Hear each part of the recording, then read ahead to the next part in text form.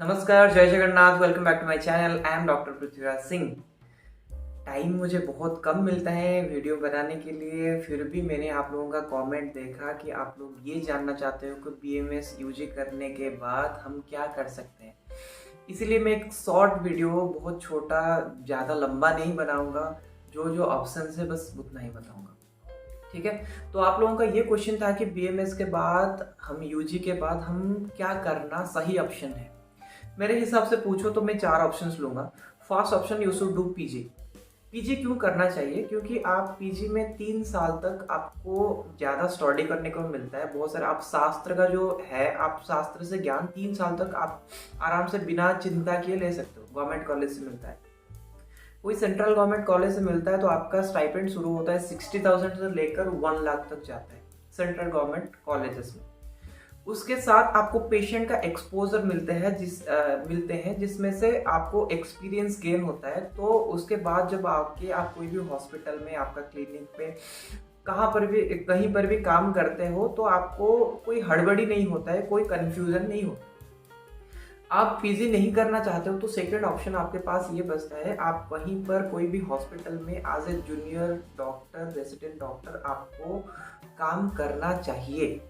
क्योंकि बीएमएस के कॉलेज में जितना पेशेंट एक्सपोजर मिलता है वो काफ़ी नहीं होता है बाद में प्रैक्टिस करने के लिए। इसीलिए आपको एक्सपीरियंस गेन करने के लिए एटलीस्ट 2 to 3 इयर्स कोई सीनियर डॉक्टर के पास काम सीखना चाहिए, ठीक है। ये गया सेकेंड ऑप्शन। आज जूनियर डॉक्टर आप कहीं भी, कोई भी हॉस्पिटल में, कोई भी क्लिनिक पे, नर्सिंग होम में, कहीं पर आप ज्वाइन हो सकते हो। पर वहाँ पर आपका सैलरी आप ज़्यादा एक्सपेक्ट मत भी करिए, क्योंकि आप बस यूजी ही पास हुए हो। वहाँ पर आपको 30,000 से लेकर 40,000 तक ही मिल सकता है, ठीक है। उसके बाद उसके बीच भी आप पीएससी के लिए फाइट कर सकते हो। एनआरएचएम कुछ भी नहीं मिला ऑप्शन तो एनआरएचएम में आप ज्वाइन कर सकते हो, पीएससी के लिए फाइट कर सकते हो। अभी अभी जो अपडेट्स आया था लास्ट ईयर, आर्मी में भी आयुर्वेदा डॉक्टर्स को रिक्रूटमेंट मिल रहा है।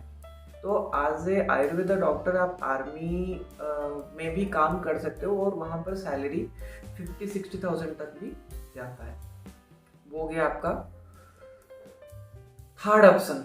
उसके बाद जो आपका ऑप्शन बचता है वो होता है आपका खुद का सेटअप खोलना। मैं किसी को भी एडवाइस नहीं करूँगा कि आप पास आउट हो और आप खुद का सेटअप खोल दो। खुद का सेटअप खोलने के बाद आपको बहुत स्ट्रगल करने को पड़ेगा। 1 साल तक तो आपको स्ट्रगल करने के लिए पड़ेगा ही पड़ेगा। आपको बहुत कुछ चीज़ें सीखना पड़ेगा।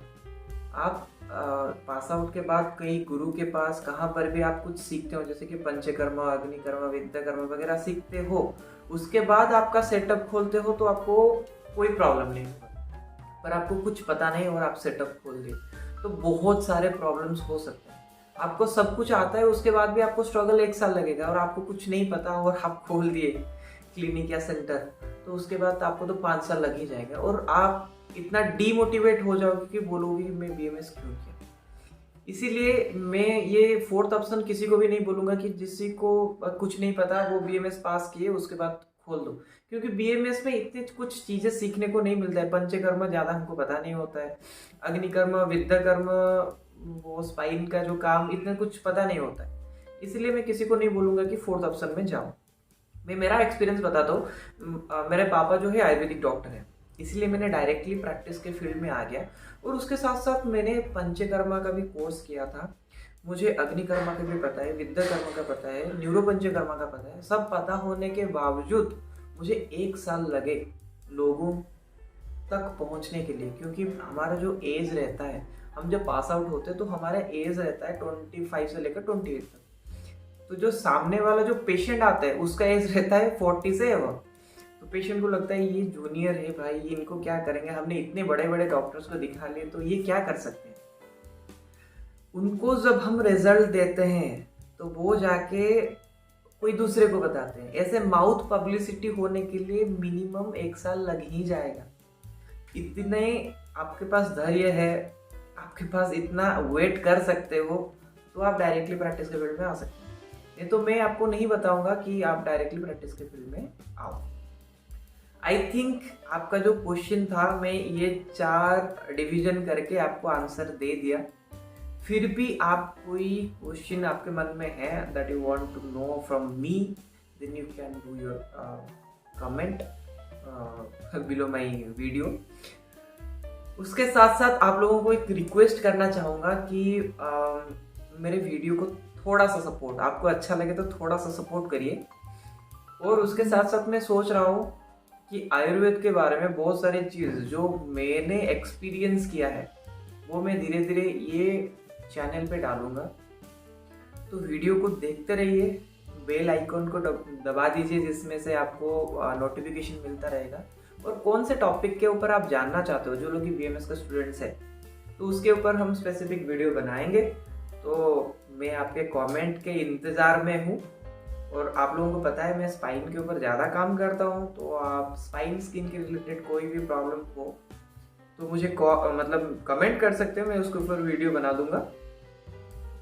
ठीक है, बाय बाय, नमस्कार, मिलते हैं अगले वीडियो में। और कोई प्रॉब्लम हो तो कमेंट ज़रूर करिए। Bye bye.